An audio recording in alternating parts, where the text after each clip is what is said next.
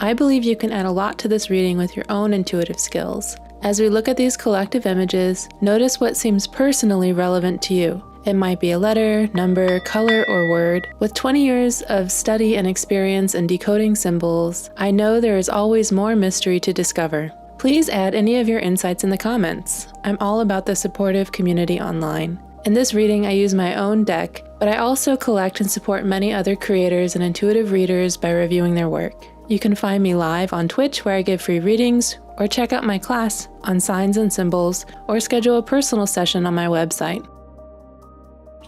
Hello Leo, welcome to your extended reading for the mermaid-type tarot. If you've made it this far, then you're kind of interested in this topic from the fire signs that has to do with these earth energies here and going for it. What exactly are you guys going for? Let's look a little bit deeper into the sign of Leo. So we have person number 1, the 4 of Pentacles, more earth energy coming out, and we have person number 2, the Wheel of Fortune. Okay, I'm gonna pull a mini relationship card for you.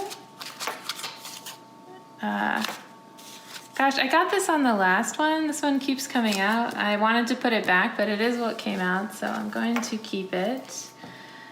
And then an original Odyssey card.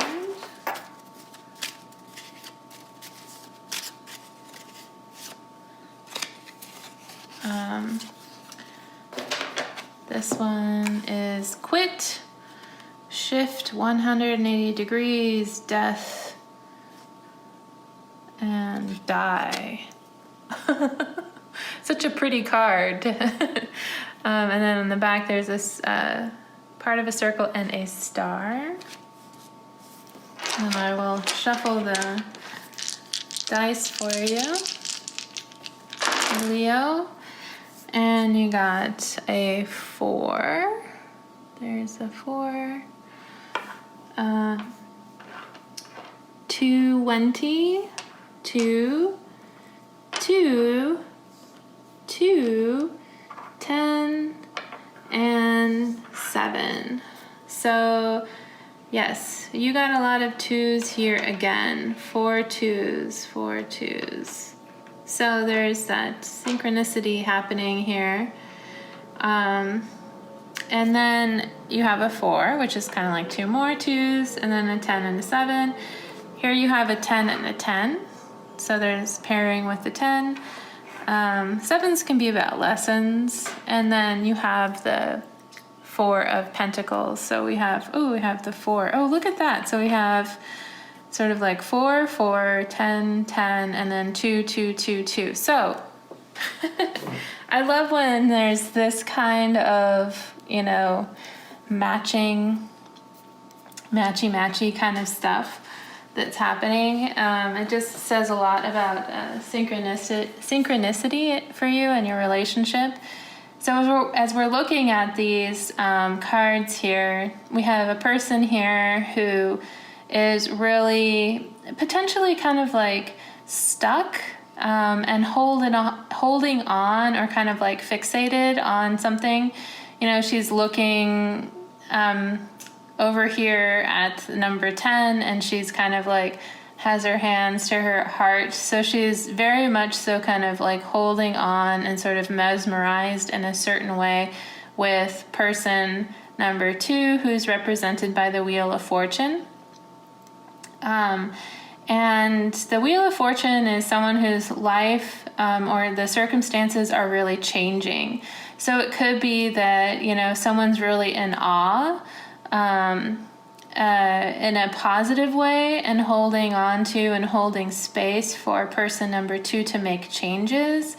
Another interpretation of that could also be kind of like fear-based, that there is some actual anxiety happening in person number 1 because of the changes in fate that are happening to person number 2. Could be like good things. It doesn't have to be bad things, but sometimes, you know, if people we care about get a new job or they get promoted or something really wonderful happens to them, that someone else might feel like jealousy or attachment or something like that as well. So you did have the quit card, which is 180 degrees, death, die, shift. It's just about change. It's about a lot of change that's occurring. So with the fortune, it's just reinforcing that.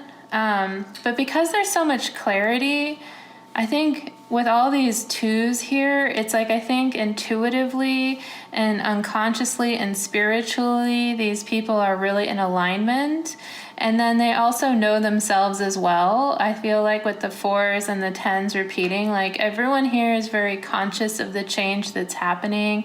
Everyone here is very aware of what's going on. I think within the relationship, there's a lot of stability, and yet this theme for the month of March keeps coming up with nobody thinks it will work as being one of the cards.